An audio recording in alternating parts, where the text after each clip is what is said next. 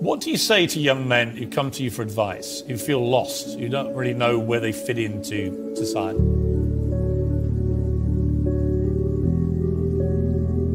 I say that life as a man is exceptionally difficult. I say the most beautiful and the most terrifying thing about being a man is you're born without value. Society doesn't care about you. You're only going to be cared about based on how useful you are. You have the chance to build yourself up and become a superhero if you're prepared to do the hard work and be indefatigable enough to never quit. But if you're going to stand around and wait for a handout, nobody's going to ever respect you. And I think that a lot of people have forgotten about how difficult and how competitive it is as a man. We're always in constant competition with each other. And it's your duty as a man to stand up and say, I want to be as important and strong and good-hearted and God-fearing as possible, and I need to work hard to achieve those things.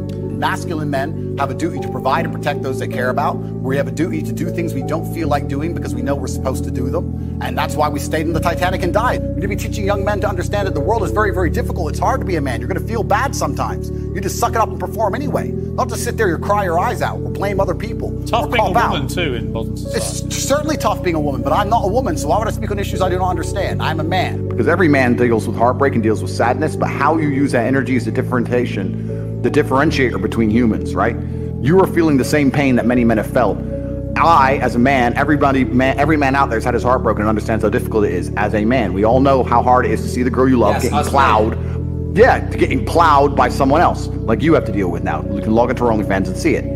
The difference between me and you, and perhaps some of the other men out there, is that certain men take that anguish and take that sadness and understand that energy could not be destroyed, it can only be converted, and use it to build themselves into a man of absolute standing and power. As a man, you must build yourself into a man of credibility, which means to build yourself into a man of standing, we all start in a fairly similar position. I became me through tedious, arduous, difficult, never-ending work. I think we're here to struggle and to learn. I don't think we're here to be happy. That's why when we keep going back to the happy argument, I've always found that kind of frustrating and annoying. Yeah. When someone goes, oh, but I want to be happy. Why? Why? Why do you want to sit there and laugh? Like you were happy your entire childhood. That's your happy days. You're allowed to be happy as a kid. It's all over now, right? You're a man. You have responsibilities. I think we're here to do important. Provide, protect, and we're also here to do important things. And important things are going to be difficult, and they're going to be hard, and you're going to get frustrated. Life is hard. Life is difficult. Maybe I've just been unlucky, which I don't believe in, but I've had so much trauma and bad events and negativity and stress and all these things that have happened to me, and I've used all of it to be monumentally successful. If I wasn't that way inclined with the workload that God put on my shoulders, I'd just be in a ditch somewhere. Yeah. I would have killed myself by now. They are trying to convince you that you should act how you feel. You should show more of your feelings. If you feel this way, you should show it. If you want to cry, cry. What I'm saying is the reason they're trying to bring out emotionality in you is because of exactly what Myron said. Most of the time you don't feel like doing the things you're supposed to do. But the true masculine frame throughout history was doing the things they didn't want to do, but they knew they had to do because they had honor and duty. That's what honor and duty means. Do you think the men on the Titanic wanted to stay on the fucking Titanic? No, we're men. We have to stay. We're scared, but we must. It's our duty to let the women and children on the lifeboats. This is masculine duty.